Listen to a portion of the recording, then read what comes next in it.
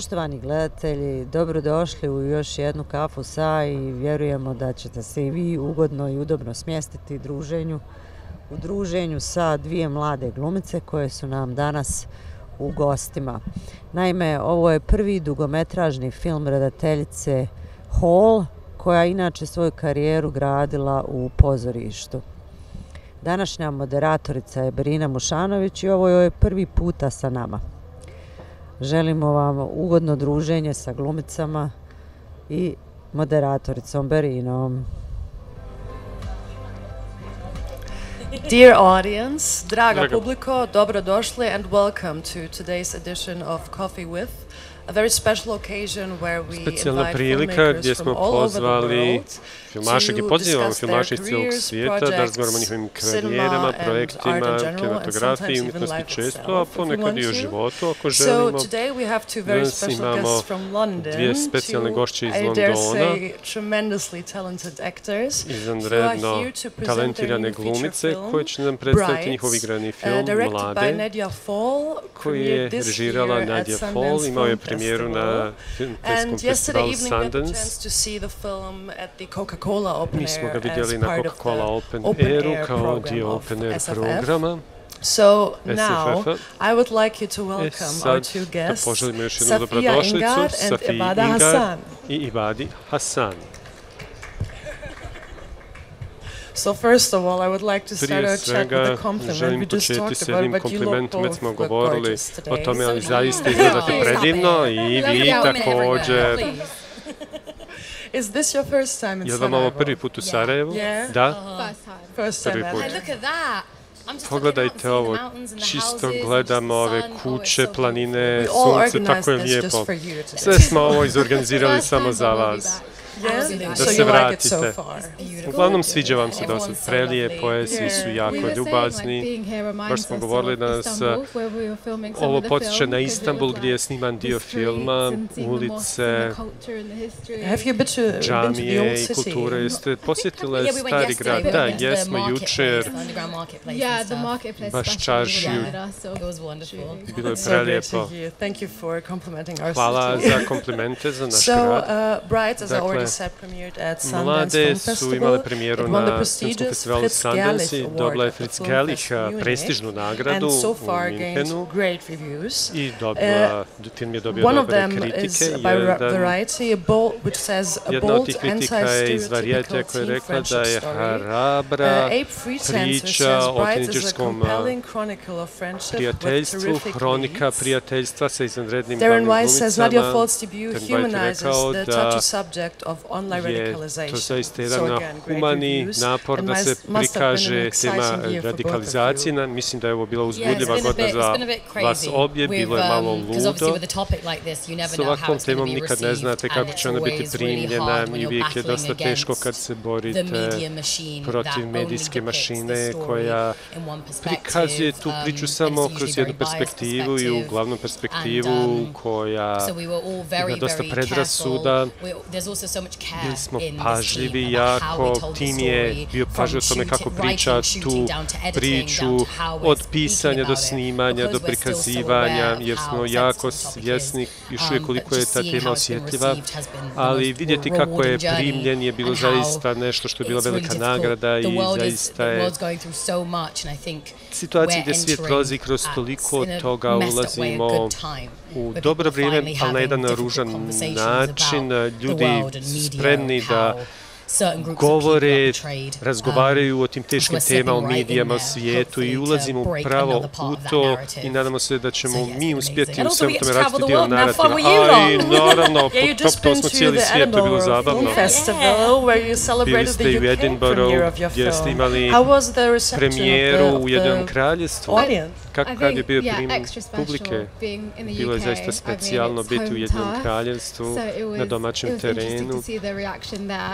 bilo interesantno čuti te reakcije, bili smo nervozne jer je to jedna bliska tema, bili smo na Sundanceu gdje su ljudi također upoznati sa tim pričama, ali u Edinburghu mi smo svi odrasli sa tim pričama o mladima koji su otišli tamo, Šemima Baker, ne znam da li ste upoznati sa tim. U svakom slučaju to je lijep grad kulture, mnogo toga se dešava, francuski festival, teatar, zatim različite komedije i tako dalje. Da li vam ljudi prilaze i čestitaju da razgovaraju o filmu? Prošle večeri sam bila u restoranu negdje tamo i tamo su me cijelim dijelom svakih nekoliko metara zaustavljali, bila sam na telefonu, bilo je jako lijepo, naravno i toplo, nisam jednom trenutku rekla, a ja sam na telefonu sada, ali svako malo su me zaustavljali, rekli bi mi, a to je ona, i onda bi prišli rekli kako su plakali, kako ih je to dotaklo, dosta mladih ljudi također su nam govorili kako je ta priča bila lijepa, njihovi roditelji također, što mislim jako važno također. Ovo je bio već, imali ste jedan dobar govor, odlično, vidjela sam to. Ja sam zaista bila dirnuta vašim filmom kad sam ga vidjela po prvi put i bilo je tu dosta plakanja. Za sada htjela bih sada da učim malo dublje u sam film. Dakle, dvije tinejdžerke traže slobodu, prijateljstvo i pripadanje, bježe od svog života u jednom kraljevstvu sa opasnim planom da odu u Siriju. Tu su izostavljene svi ti razlozi zašto su se one odlučile za Siriju. Odabrano mjesto, recimo, eskapizma, da to tako kažemo za sada, u vašim riječima, slobodni koliko želite da bude to. Čemu je taj film onda? O prijateljstvu zapravo.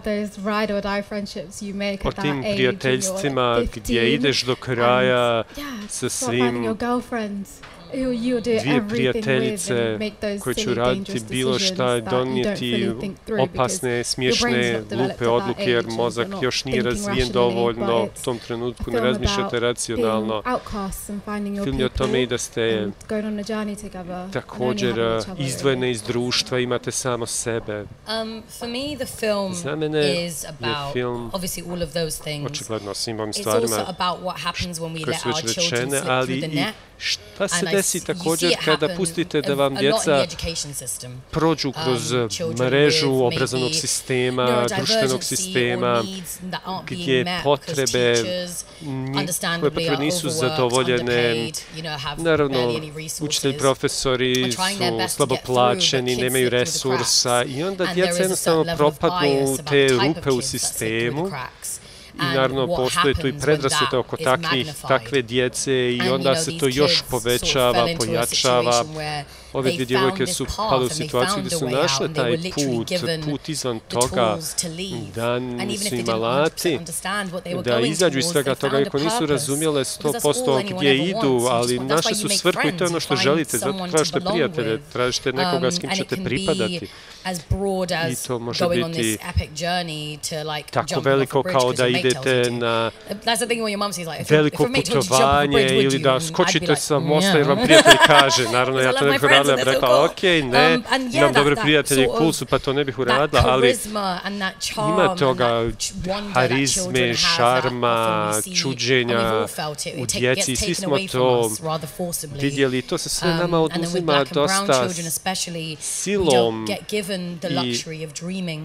nemamo dosta prostora za sanjanje jer ljudi često podcjenjuju šta smo, stavljaju nas u neke okvirove, tjeraju nas da odrastu.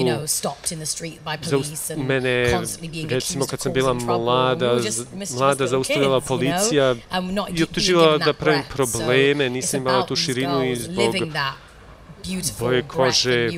Međutim, one su zaista, likovi proživljavaju sve to, pogriješe, sav taj nered prolaze i djeca treba imati pravo da naprave nered i to me sve vraća u doba kad sam ja bila tinejdžerka i sve ono što sam uradila pogrešno. Hvala što ste to rekli. Ne želimo pokvariti film, ali ima jedna scena u filmu kada vas dvije ili vaša dva lika igrate se sa onim laserskim pištoljima i dvije starije žene bulje u vas i vi se naljutite. Kako vam je to izgledalo lično da priđete ovim ulogama koje su tako kompleksne, u tako očajnoj situaciji se nađu? Kako ste prišle tako kompleksnim ulogama i karakterima? Da počnemo s tom scenom, a da ne pokvarimo film. Ta scena Nadja i Sahela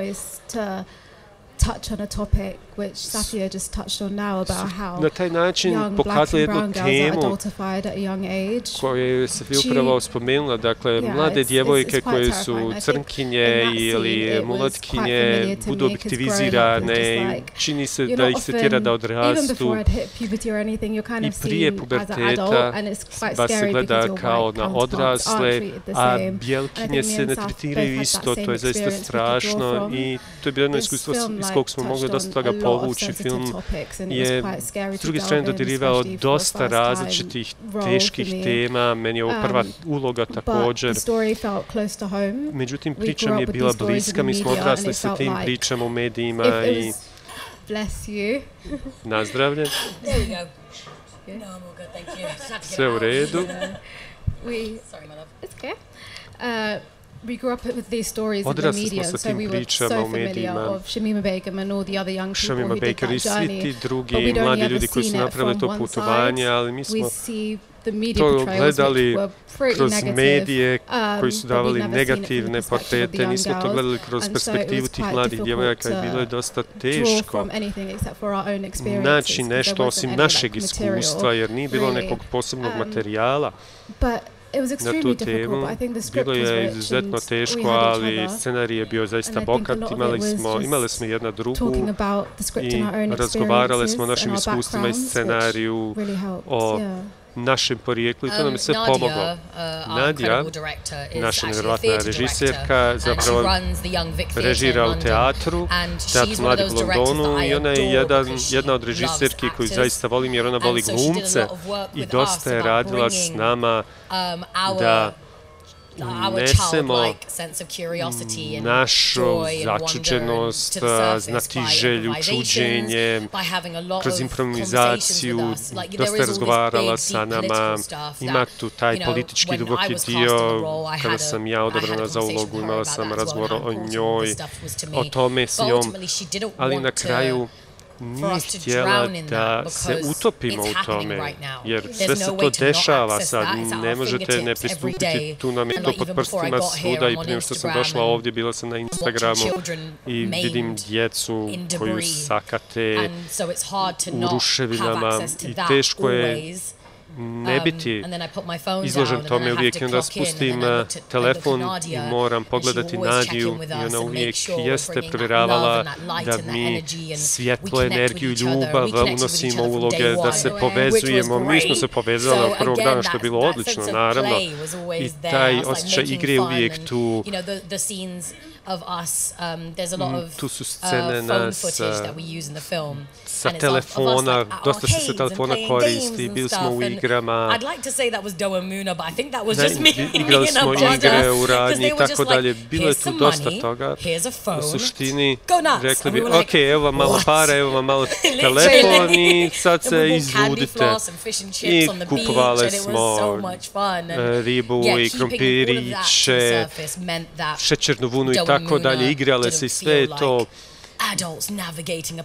Bilo tu tako da ne izgledamo kao odrasli koji prolaze kroz jedan politički razgovor, nego da to budu djevojke, da bude ta dječja začuđenost, da iskoristimo maštu, jer naravno politička tema je teška, ali vi igrate djecu i morali smo se podsjećati da te djevojke ne znaju u potpunosti u šta se uvaljuju i na kraju je film dosta dvosmislen, ali tužno je, realnost je da ono što su one očekivale se ne dešava i to je put dosta mladih ljudi gdje ne razumiju u šta se uvaljuju i to je radikalizacija. Sve se glorificira, prosto one su misle da se pridružuju velikoj zajednici sa budućnošću, sestrinstvu i one su izvan svega toga i žele pripadati. Tako da je bilo jednostavno da upadnu u sve to. I također zemlje u koje smo išli, mi smo prvi put putovali tamo, tako da smo bili na setu i mi bi se igrali recimo sa mačkama u uglu i on bi rekao hajde glumite, on bi rekao o pa mace, tako su lijepe i tako dalje. Nešto je od toga ušlo i u film jer nismo mogli ignorirati te mačke recimo. I to su bila Safiyya i Edbada koje su se onda igrale sa tim mačkama. Bilo je tu dosta i valjanja, pa kada smo šetali kroz tržnice i sve to bilo zaista realno, mi smo gledale sve te stvari, nismo mogli, to je indie produkcija, nismo mogli zatvoriti ulicu, pa imamo tu stvarne ljude koji su prolazili, reagirali na nas. Ja sam to pogledala već 6 puta sve i svaki put kad pogledam, čak i ne izgleda čudno da si bulje u nas, jer mi, ta dva djeteta iz Londona, bi definitivno tu iskakala iz svega sa svojim ruksacima koje šetaju same kroz Istanbul. Sve to bilo zaista cool. Čini se da je bilo dosta zabavno. Snimale ste u Turskoj i Italiji, na Siciliji, da, također. Govorili ste o tom sestrinstvu i prijateljstvu. Ste se znale prije ovog projekta, jer hemija između vas je neoporeciva. Ne. Ja sam glumica već neko vrijeme i mali je to svijet kada ste u toj zajednici, u tom svijetu, a ona nije ovo je Edbadina prva uloga, ako smijem to reći, i zbog toga nikad se nismo srele. Obično kad uđem na audiciju vidim tu 10-ak ljudi koje sam već vidjela. Prvi put sam došla na audiciju, onda sam rekla, a ko je ovo? A ranije sam upoznala ovog glumca Samira Džirasani koji igra mog brata. Ušla sam na audiciju i tu sam vidjela nju i rekla sam, okej, ko si ti? I onda smo bili u improvizacijama, želiš razgovarati o tome? Naravno. Pa prvo su mene odabrali i onda je bilo pitanje da se nađe Muna i onda smo morali da obavimo nekoliko testova, da vidimo kakva je hemija između glumaca i radila sam sa više glumaca i Nađa je bila tu i Safiyya je ušla i ona počne improvizirati na audiciji, na tom testu za hemiju. Ja sam rekao, stvarno, to je hrabro, to nije uobičajeno, međutim, nakon jednog dana ja sam rekla, okej, bilo mi je dosadno i onda je ona tu došla i razbudila me, donijela energiju, sve to, donijela svoju ličnost i bio to veliki rizik uraditi to na audiciji, ali se isplatilo i ja Nađa smo se samo pogledale i rekli smo, to je ona, znali ste odmah da je to Safiyya, da. Dobro, da se vratimo nazad u preprodukciju. Kako ste naišle na te ulogu? Vi ste rekli da ste prva odabrana, da, kroz otvoreni casting, nisam imala agenta, nikoga nisam glumila. Međutim, bio je poziv na društvenim medijima od Shahina Bejka, koji je veliki direktor castinga, velika direktorica castinga, koja traži ljude koji prvi put glume. Tražili su dvije glavne glumice, jedna iz mog okruženja. Ja to nikad nisam vidjela. Kad sam odrastala, da bi to bio neko poput mene i to mi je bio neki znak. Pitao sam se je li to znak za mene. Nisam razmišljala o glumi kao nešto što bi bio posao, ali ovo je bilo zaista previše dobro i dosta drugarica su mi to slali jer znaju da želim glumiti, ali da sam stidljiva. I poslala sam traku, rekla sam idem probati. Trake su snimane za ovu scenu sa aerodroma i u početku nisam znala o čemu se radi u priči. Bilo je tu samo nekoliko kratkih linija teksta. Međutim, kad sam prošla kroz prve audicije, onda sam upoznala Nadiju i pročitala scenarij, onda sam zaista rekla, ovo je velika priča. Malo sam oklijevala na početku, jer odrasli smo sa dosta priča o muslimanima kao teroristima, radikalizaciji, svašta je tu bilo.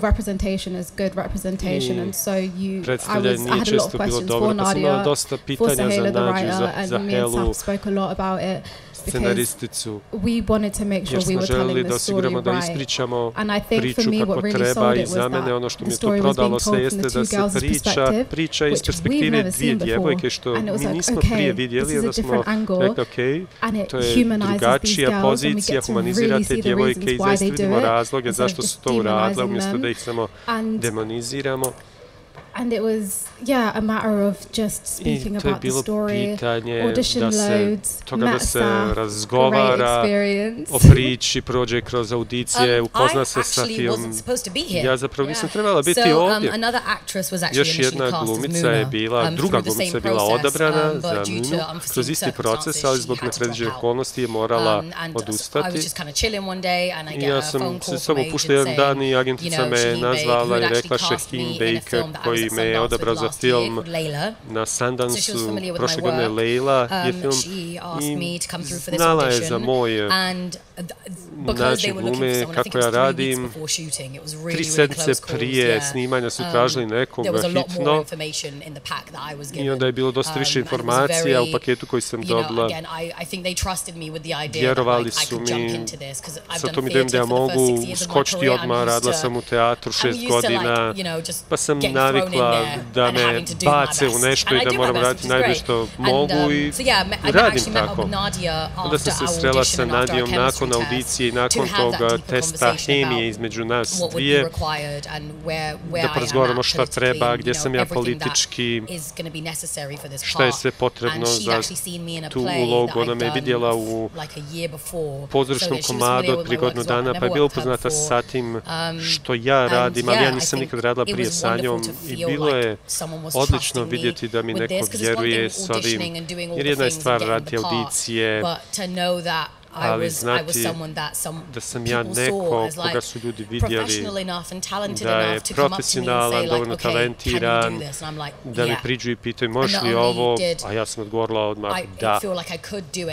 Vjerovala sam da mogu i željela sam, pročitala sam scenarij, sve informacije koje sam dobila sam pročitala, očigledno istrela se sa Edbadom i timom, znala sam u šta ulazim i rekla sam više sam nego spremna jer ovo je nešto o čemu ja vrištim od kako sam bila dijete, sve što se dešavalo u zadnjih nekoliko godina je čisto svjedočanstvo svega toga. Nismo mi ludi, ne govorimo samo u vjetar, ima nešto što se pogrešno dešava u cijelom tom razgovoru cijelo ovo vrijeme i kako je to dopušteno čisto da se nastavi, da se djeca oslikaju u tom svijetlu. Ja sam rekla, Nadija, ja sam spremna, samo me ubaci. I oni su rekli, ok, idemo. Bili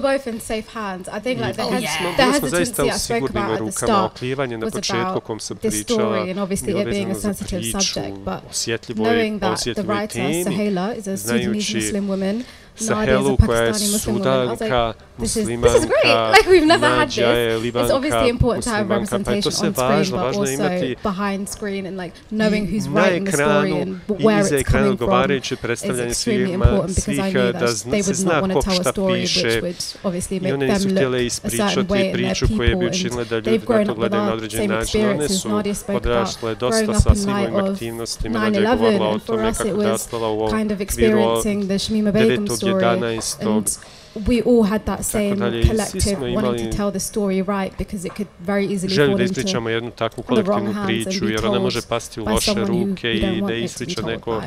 Do you know if the story is one of those which inspired Nadia to write this film? Koja je priča inspirirala Nadiju da napiše ovo? Sahela je napisala scenarij. It's not a biopic, it is fictionalized, but it's obviously I spoke about Shamima Begum, she's one of the famous cases that we see when we grew up with, but there was thousands of young people who did that same journey, and I know that Sahela did intense research on all these different young people's journeys. istraživala šta ti mladi ljudi sve prolaze, šta rade, tako da je kolektivno iz svega toga ispričala ovu priču. Nije zasnovana na jednoj ličnosti. Sahela i Nadija su dosta radili sa mladim ljudima, posebno Nadija, ona je vodila teatar u Stratfordu u istočnom Londonu i radila je dosta sa migrantskom djecom, azilantima, djecom koja su prošla kroz disciplinski sistem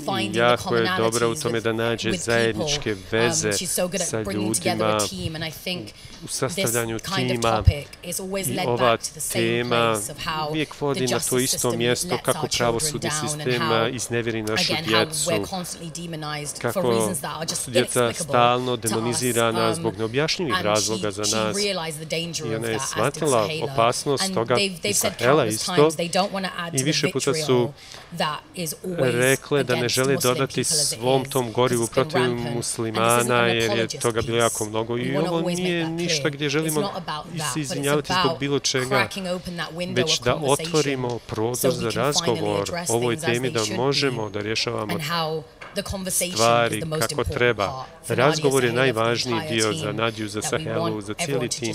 Želimo da svi barem pokušaju da razumiju te djevojke malo bolje.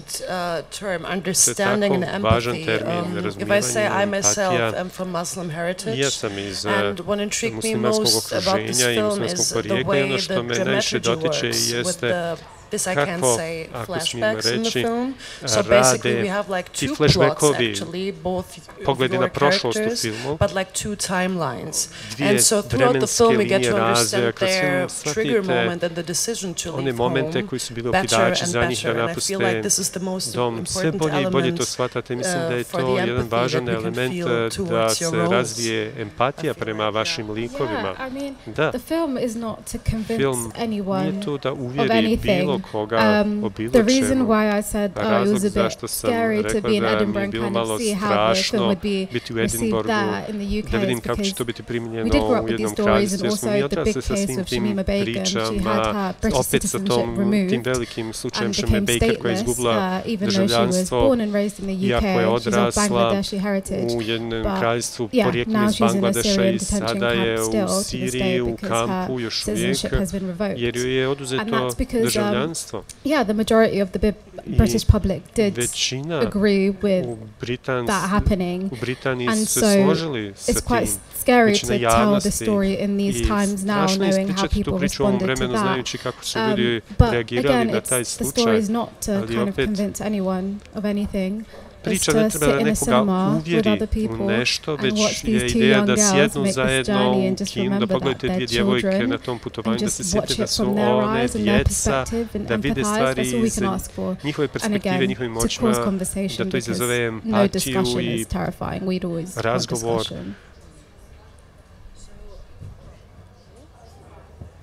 So you already said you didn't even had to do a lot of research because this topic is always surrounded you personally in your life. But still, you already mentioned this one case. Can you tell us more about the preparation process for the role? Maybe you, Safiyya, with only 3 weeks. In order to prepare for the role, what did the research process look like and what did you find out that you want to tell us maybe today? Šta nam želite možda reći o tome?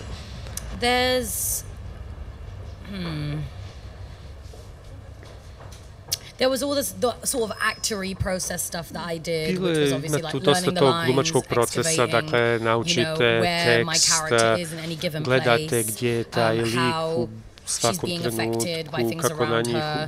I'd say one of the biggest bits of research like that I can refer to is a podcast that we listen to. Jesu bili podcasti, videa na internetu. Shamimu Baker smo slušale gdje ona govorila ja nisam monster, možete to čuti na Spotify-u. I taj podcast me malo u pogrešnom smjeru usmjerio, izgleda kao da je stalno neko ubada, kao da je ona medvjed u kavezu i leta okolo zarobljena u toj situaciji. Ljudi stalno pokušaju da je provociraju, da kaže nešto. A ona je na kraju dijete koje se izgubilo u cijelom tom procesu. Čitala sam takve stvari i podsjećala se. Mislim da je najveća stvar. Film je smješteni 2014. Ja sam tada bila tinejdžerka također, pa vratiti se tamo, kakva sam ja bila, kako sam se oblačila, kako sam se ponašala. Društveni mediji su na nas dosta utjecali, što je ironično, jer je to dovelo do toga da ti ljudi idu na taj put. Ali tada to nije bilo toliko dominantno kao sada, ali ima tu mali stvari kao što su geste, fraze, zvukovi za koje sam mislila da smo svi usvojili sa društvenih medija i morala sam osigurati da to ne uradim, jer to je referenca na dijete sa iPadom, jeli? Morala sam biti specifični za to vrijeme. Također, to je u malom, dvosmislenom gradu uz more, iako je luna, neko ko ima ko je glasna djevojka iz istočnog Londona, ali u svakom slučaju treba prikazati tu izolaciju u kojom su one bile u tom vremenu. I ponekad je tokom snimanja to bilo tako. Uglavnom, podsjećala sam se na sve te stvari, to je bilo od pomoći. Nađa je uvijek bila tu također da bude s nama u svakom koraku i da nam pomogne. Edbada, we already said this was not only your first leading role, rekli da vam ovo nije samo prva glavna uloga, već generalno prva uloga ikad. Možete nam reći nešto, je bilo nešto iznenađujuće while shooting, Brian? Tokom snimanja. Everything. Sve. Everything was surprising. I mean, my first time being on a set, prvi put sam bila na snimanju, nisam znala kako stvari funkcioniraju, ja sam studirala u tom trenutku. I was balancing that while filming the film. I to sam balansirala tokom snimanja global health. So yeah, very different from that. Studirala sam globalno zdravstvo, dosta drugačije od ovoga i htjela sam balansirati studiranje i snimanje. I prvi dan na setu sam da, ok, budimo se u 5 i završavamo u 11 navečer, pa mi izgleda ovo neću uspjeti diplomirati. Međutim, uspjeli smo, dosta smo se oslanjali na Safiju, Nadju i na sve ostale. Svaki dan smo dan uzimale kao takav, kao novi dan, pripremali se koliko smo mogli za lik, htjela sam da uradim jedan dobar posao, jer su ovo zaista osjetljivi likovi i priče i želite dati pravi posao, dobro ispričati priču, ne želite razočarati nikoga. Osjećala sam se da je bilo pritiska, da sam tu, ali da nisam sama i Nadja je prvi put da snima igrani film i bio je taj osjećaj, ok, mi smo bebe prvi put to igramo, Safiyya je malo smješnija, radite već 10, ja sam tu stara baba. Mi smo se stalno pojavljivali, ja sam se pojavljivala kod nje u njenoj prikolici, stalno pitala, ok, šta sad, kako ona išla na glumačku školu, je očigledno, ali dosta sam morala naučiti uz posao. Kakve savjete ste davali kolegici? Najveći je bio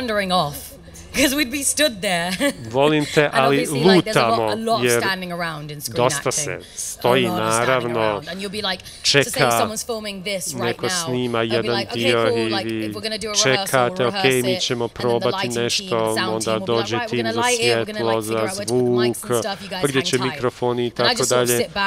I onda vi sjedite na telefonu, jako sam postala dobra u ovoj igri gdje razbijate voće i onda u jednom trenutku shvatim da nje nema i onda bi svi pitali gdje je Edbada, gdje je Edbada, gdje je Edbada, onda bi ona bila, a eno je tamo, onda bi otrčala tamo, pa bi ja išla za njom i rekla joj dolazite.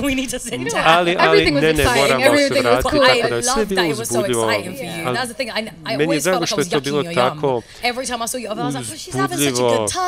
Ja sam uvijek osjećala kao da ti kvarim zabavu, ja sam morala biti ta koja govori, moramo snimati scenu koja bi došla tebi rekla, moramo se vratiti, moramo snimati, moramo raditi. Ali nekad smo se samo glupirale na setu i bilo je zabavno. Ne želim reći ja sam te naučila ovo ili ono, ali mislim da smo se zaista potpomagale u različitim stvarima. Ti si činila da budem puna veselja, da ja budem prizemljena s druge strane. Dakle, držanje granica, da budem što jesam. Prvi put na snimanju zaista niste sigurni šta smijete uraditi, kako se ponašati. Ali Safiyya je zaista bila dobra u tome da me podsjeća. Nisam znala za sve te obaveze, odgovornosti, pritisak. Say yes to everything because it's expected of me, but also mislim da trebam pristati na sve, a međutim nekad moraš reći i ne, i Safiyya me je podsjećala, okej, ovo je siguran prostor. Onda sam bila komfortna i podsjećala me da mogu reći i ne na bilo što ne želim uraditi, reći okej, dosta, moram stati, da se pobrinim za svoje mentalno zdravlje i tako. To su jako važne stvari. Jeste se vratili studijama ili ćete sada ići karijerom u glumi? In her degree, can we just say? Wow, applause please. Ona je diplomirala kao prva u svojoj klasi. Straight after filming, went back to university and it was like, wow, I had a dissertation to write and all those things and managed to get a lot of extensions, thank God. Dobila sam produženje za rokove, na svu sreću, i diplomirala sam prošle godine. Zahvalna sam što sam to mogla uraditi, ali gluma je sada plan. Hoćete ići u glumačku školu? Neću te pustiti. Ja sam protiv glumačke škole sada. I osjećam da si u tako dobroj poziciji i ne bih htjela da ideš u instituciju koja će ugasiti to svjetlo iza tvojih očiju bez mržnje, ali neke stvari također treba riješiti što se tiče i glumačkih škola, kako one funkcioniraju, tretiraju ljude. To je zaista dijabolično i to je još jedna stvar koju treba riješiti, ali opet želim raditi dosta sa studentima tamo, da ne i oni propadnu kroz te pukotine u sistemu. Rekli bi da bi visokoškolska institucija se više brinula za svoje učenike, za svoje studente, međutim ima tu dosta zloupotrebe i zlostavljanja. Vi biste pretpostavili da profesori znaju da rade bolje i zaista je teško pomiriti se sa svim tim gdje ste dosta izgubili od nekud, a i dosta dobro. Znam da su ljudi izašli iz glumačke škole gdje su bili manje samouvjereni, manje samopouzdani i kad god sam na sceni uvijek imate taj razgovor, gdje si išla u glumačku školu ili ne, i veliki broj ljudi oko mene nisu išli u glumačku školu i sada Shahin Beg zaista otvara vrata ljudima, jer glumačke škole su zaista elitističke, posebno u jednom kraljestvu, mali broj ljudi može da ide i ja sam mogla ići samo zato što sam dobila stipendiju, bila sam zaista privilegirana i sretna da to mogu raditi i obrazovala sam se tokom 3 godine tamo, ali da li bih rekla mladim ljudima da idu u tom pravcu, ako nemate šta izgubiti, malo ste stariji, okej, ali gdje smo sada, mislim, okej, imate Shahin Bega iza sebe, ti si dobro, ne moraš ništa raditi. Ne želim podcjenjivati, dakle, moć učenja i Jobki ima dosta toga za naučiti, ja sam svaki dan dosta toga naučila na setu od Safiyye i drugih ljudi od tima. Glumi, dosta toga instinkt, osnovljen je moj instinkt, ništa posebno. There's a lot that I do want to sharpen up and train, maybe not in a formal institution like drama school, but educirati se možda ne u glumačkoj školi, ali definitivno uzimam časove. I think that's what's amazing though. You're flexing those muscles and you're keeping that alive, and like there's always ways to learn about practitioners. Pokazuješ mišiće kako to možeš uraditi, a opet s druge strane uzmeš savjete. Mislim da si na jako dobrom putu, zavidim ti. Like I said, keep that light behind your eyes alive. I opet kažem, zadržano svjetlo, onaj život iza svojih očiju, instinkt je zaista tu ključan. Jer ima taj nedostatak glumačke škole jer ti oduzme taj instinkt, jer kaže moraš biti glumac i moraš na taj način izgubiti jedan dio sebe kroz taj proces. I moram pohvaliti i sebe, obično to ne radim, ali mislim da sam ja stigla tako daleko, hvala Bogu, imao sam taj blagoslov da imam ljude oko sebe koji su mi vjerovali, kao što je Nadija, kao što je Šehin Bejk i svi ti drugi direktori castinga, mentori. Međutim, veliki dio je bio u tome što sam ja rekla neću raditi ono što mi ovi profesori govore. Stavljala sam u jedan okvir da ću biti djevojka, dilera, da nisam dovoljno privlačna, da glumim glavne uloge. U lice su mi to govorili, rekli su mi da sam preružna za ekran, a bila sam 20-godišnjakinja i govorili su mi te stvari. I ti se pitaš, pa dobro, šta, kako se usuđuješ? Da sam ljuta, s kim mislite da pričate? To je jedina stvar koja me urala dalje i da sam govorila, ne, želim se suprotstaviti svemu tome. I kad sam napustila, otad sam školu, otad sam glumila samo glavne uloge i to ću nastaviti da radim. Pa eto, čisto u inat njima ću nastaviti tako. Da li imate neki savjet za mlade glumice koje možda ne žele ići u glumačku školu, međutim žele naći karijeru u glumi, koje su tehnike, koji su koraci koje moraju raditi da bi to postigle? Za mene najvažnija stvar je da znate ko ste, nemojte da vas izbiju sa tom idejom da morate biti glumac, glumica. Ima toliko načina da to budete, ne morate žrtvati svoj život, žrtvati sebe, ali morate razumijeti i da sve oko vas jeste prilika za učenje. And I think, you know, if you don't have the privileges of being able to take lessons or like going to acting classes or traveling and things like that, just observe things that are happening around you. I'm a voice actor, so one of the things that I like doing is I like echoing things that I hear. It's like the fun, it's like I'll be walking through a supermarket and be like, check out aisle, or like something like that, like I'll hear a voice, like, literally just like, the self-checkout machine is my favorite. It's like, please place your items in the bagging area. Like, I'll just be there, like, mimicking things. Just, it sounds weird, but there's so much opportunity in the world to just learn and observe and have fun. And there's always improvisation. Improv is the best. It's the best thing to do because it keeps your skills nice and sharp. If you can afford to go to see plays, go see plays. Watch films, watch as many films as you can. Streaming's all there. Just try rattle through as many films as you can. Try not to try not to be like one person. Try to be like everybody. And have fun with it. Have the best time because it's all just play. You're just playing. Some of the most serious, I've met some serious actors, some real theatre actors. And I'm in a dressing room with them and they are the goofiest people I've ever met. They're just so funny because they just actually don't take life that seriously. Or they went through a period where they did. And they were always like, Safiyya, I'm going to give you advice. Don't take things too seriously. I onda dođu i kažu, Safiyya, jedan savjet, nemoj shvatati stvari previše ozbiljno. Ja bih rekao, stvarno. Because I grew up not really having any access to any of those sort of resources, and I think my skills are as sharp as they are because I was just curious about things and I learned about things. And then if you do see a window of opportunity to train, go for it. If you've got nothing to lose, go for it. Financially, if you can afford it, go for it. But don't lose yourself. Keep hobbies, have hobbies. Oh my God, there's nothing weirder than a hobbyless actor. It doesn't have to be your Newland or read books. Books are free, go to a library. Knjige su besplatne, idite u biblioteku. Like just be a well-rounded person and also be kind. Budite dobro zaokružena osoba i budite ljubazni. Srela sam neke neljubazne ljude i to vas neće dovesti daleko. Jedan od razloga zašto radim koliko radim je što sam, mislim, dobra osoba i mogu se ljudi osloniti na mene. Kažu, ok, Safiyya je dobra, na nju se možemo osloniti, hajde, ona će to uraditi.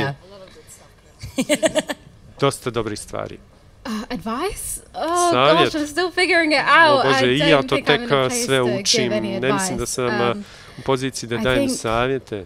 Yeah, I'm still figuring it out, but it's also pokušam shvatiti kako to ide, ali ima tu aspekt da zaštitite svoje mentalno zdravlje, da idete polako, dosta tih stvari oko glume, sljedeći posao, ima tu dosta težine, nećete raditi cijelo vrijeme, to je nešto sa čim se borim, da budem transparentna, morate naći stvari koje će vas usrećiti u međuvremenu, ne smijete se izgubiti u tome da samo čekate sljedeći posao, hobiji, watch stuff, consume like films, theatre, even if it's terrible, like you'll figure out what you don't like and what you like. I've seen a lot of terrible stuff, you know, trebate shvatiti šta je grozno, što vam se ne sviđa. Ja sam pogledala dosta stvari koje mi se ne sviđaju, ali to je potrebno. It's all cool and everything to watch the latest films that are critically acclaimed, but it's like you have to formulate your own opinions and like figure out what you like and your own niches. Svoje mišljenje, koje su vaše niše. I think an aspect is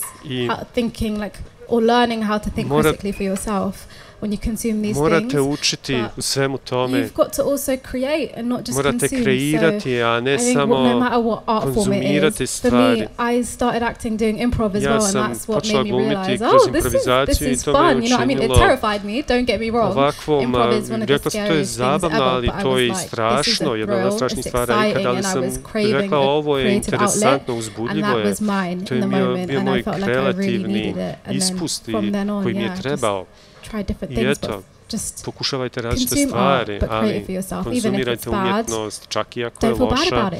Saf loves painting with watercolors, and like I watched her. I was watching her paint on the plane, and I was like, radi sa vodenim bojama. I ja sam rekao jednom trenutku, pa to je baš slatko, lijepo je imati te male stvari koje vam mogu smiriti držati vas even if it's not like writing scripts or anything, but just journaling and writing my own thoughts and processing svoj dnevnik, ne mora to biti scenarij, sve stvari koje će vam pomoći da ostanete na zemlji, mentalno zdravi, za mlade glumce, možete vi to na kraju. Exactly. And I think it's also hard to give advice because I'm in a fortunate position where I sent off a self-tape and Shaheen saw it and they were looking for someone of a particular background and I was in the right place at the right time and I'm not going to say luck, but you know what I mean, like a lot of people were in the same boat and it could have been somebody else, and so I think it's just waiting on your opportunity, but in the meantime don't forget to stop living your life. But as you said before, I don't think it's just luck. I mean, first of all, of course, it's obviously talent that got you the role, and then you said it yourself, you've been waiting for such an opportunity for so long because you didn't feel like there was enough representation in the films, as TV series, whatever you saw as a child or as a young person growing up in the UK. So što ste vidjeli dok ste odrasli u jednom kraljestvu. Tako da opet uradili ste fantastičan posao i nije to bilo samo sreća. Imamo 10 minuta još, oko 10 minuta. Sve je ovo brzo prošlo. Želim pitati publiku, da li publika ima nekih pitanja danas? Yes, please. Please sit up, we have a microphone for you. Da, izvolite, imamo mikrofon. Perfect. Hi, Zdravo. I need to stand up, okay, yeah, of course. Just a second. Trebam ustati, ok, samo trenutak. I saw your film yesterday, The Brides, and it was really nostalgic for me because I grew up in Finland. My parents are immigrants and with immigrant kids, so it was like, oh my god, this is my friend Deka in the like this park where you were playing. You had the phone and the money, and thank you for your like really lively and raw maybe and realistic acting. You did your job well. Well, I to say, okay, but yeah. I'm also an actress, and I would love to hear more about your experience in the drama school, because I also did that. And what drama school you studied, and your like suggestion for i koju biste predložili? Izvinjam se, zaboravila sam vaše ime. Edbada. Don't go to drama school. But actually, nowadays it feels like it's the only way. Because as long as you don't go to drama school, nobody will take you seriously, unfortunately, usually. If you're not from TikTok or you're not doing some social media or something. So do you have any suggestions maybe to starting actresses, actors? What should they do if they don't go to drama school? I think I dead-ended myself when I said don't go to drama school at all. Because honestly, it is circumstantial. Context is important. Also, thank you, and your outfit is gorgeous. Thank you. Hvala, jako lijepo izgledate. Thank you. Again, it's hard. Like, I do come from a very specific place. I went to Arts Educational Schools London. Mjesta, išla sam u Artsed, to je velika glumačka škola u Londonu. Samo proguglajte to. Eto, ostavit ću vam to. Ima tu dosta stvari koje su se desile i koje se dešavaju u glumačkoj školi kad ste tamo. Teško je vidjeti sve i ne biti ljut. Teško je vidjeti sve u tom kontekstu. Zbog toga što smo bili tretirani tako i razlog zašto ja mlađim glumcima kažem da ne idu u glumačku školu je opet zato što osjećam da je institucije kapitaliziraju tu ideju da vas se mora polomiti i ponovo izgraditi. Ima dosta profesora koji ne vjeruju u tu metodologiju. Bila sam u tome. To je traumatizirajuće, moram vam reći zaista. Iako želim reći da sam izašla bez ožiljaka i svega toga, ima još stvari koje pokušavam da zaboravim iz glumačke škole, ali te škole su skupe sad i zato je to još jedan od razloga zašto govorim ljudima da ne idu u tom pravcu, osim ako nemaju što izgubiti. I ako vam roditelji, vi možete, mogu priuštiti nekoliko godina, možete naći možda vremena kasnije da uđete tamo. I okej, u tom slučaju idite tamo. Ali ako uđete tamo sa 18 godina i skroz vas lično razbiju od strane nekog profesora koji je na ego tripu, to mi je bizarno zaista. To zaista dalje gura u hijerarhiju koja je prisutna u ovoj industriji, zato su recimo pokreti poput MeToo-a važni jer u školama vas uče da postoji hijerarhija i da ako igrate igru, doći ćete gdje trebate biti i ja znam djecu koja su igrala tu igru i sada su napustili glumu zauvijek. A ne mogu više ni pjevati, mentalno im se zatvore glasnice, jer to sve povezuje sa traumom, dakle uništeno im je samopouzdanje, niko ne treba biti izložen tome i mi kao mladi ne trebamo biti izloženi tome, mi nismo znali u šta se upuštamo. Teško je govoriti o tome glasno, još uvijek imam ucek da me neko gleda iza ramena, jer su mi prijetili s takvim stvarima, prigovorili su da su tu oči i uši svuda kao onaj Varis iz Igre prijestolja, ali ja sam pokušala najbolje što mogu da ljudima dam nadu i razumijevanje, da nikad nije prekasno, posebno kad govorimo o ženama, nema datuma isteka. Znam ljude koji su bili 25 godina advokati i onda su rekli, okej, želim se da biti glumica, nema tu formalnog načina da se uđe, iako to tako izgleda. Može biti specifično, zavisno od toga gdje ste, u jednom kraju se to dosta mijenja, jer ljudi najzad govore o pristupu ljudima i za siromašnu djecu. Je to teško, ja nikad nisam znala šta je glumačka škola, niko mi nije govorio o tome. Kad sam čula za to, ja sam jedna od rijetkih koji je ušla u glumačku školu iz radne klase. Dosta sam učila o disciplini, o vještinama na pozornici. In my BTEC, which was in college, and it was just run by a really good teacher who wanted more than anything ste imali jako dobra profesora, on je htio zaista da učini da ljudi vjeruju u sebe, da djeca vjeruju u sebe. Ja sam razmišljala da postanem profesorica i sama, jer želim znati da jednog dana možda mogu biti taj profesor koji učini da neko dijete vjeruje u samo u sebe i da nikad nestane, da krene s nečim. A sve je to teško. Teška je ovo industrija i za ljude koji su već u njoj, ali ako možete naći put i zadržati sebe, održati svoje mentalno zdravlje, da to odnjegujete neoštećeno, to će vas progurati dalje. Voljela bih da ima formula A plus B jednako C, ali nema je. Ali šta god radi za vas, to je dobro, ali nemojte da vas sve to traumatizira. I to je ta stvar koju ne volim kod glumačke škole.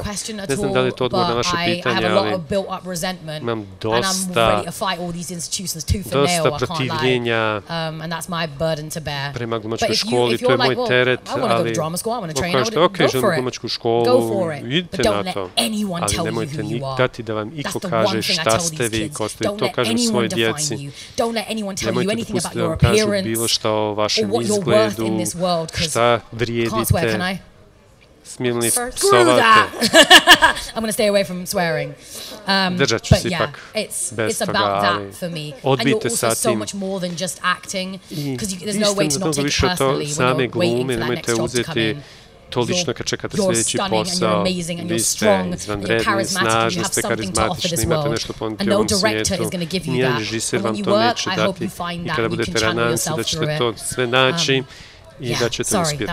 Dragi gledatelji, iako bismo još rado ostali u ovom prekrasnom društvu i ovdje se jako zahuktalo na samom crvenom tepihu, nadamo se da ste uživali sa nama i da ćete nas pratiti i sutra. Hvala najljepše za vašu pažnju i do narednog puta. Srdačan pozdrav. Idea in my head that even though you were studying in UK, I was studying in a totally different country, it's still the same things. We were talking the same things like, oh, we hate this drama school, the teachers, they're controlling us and everything. So it's just like really universal, like actors' lives in all around the world. And it's sad that it's universal. I shouldn't be talking to actors from halfway across the world being like, weren't you traumatized in drama school too? Yeah. How weird is that? Because the craft we're doing, it's like, it doesn't matter in what language the person is acting, you can see the talent because it's about humans. And that's why it's maybe repeating itself.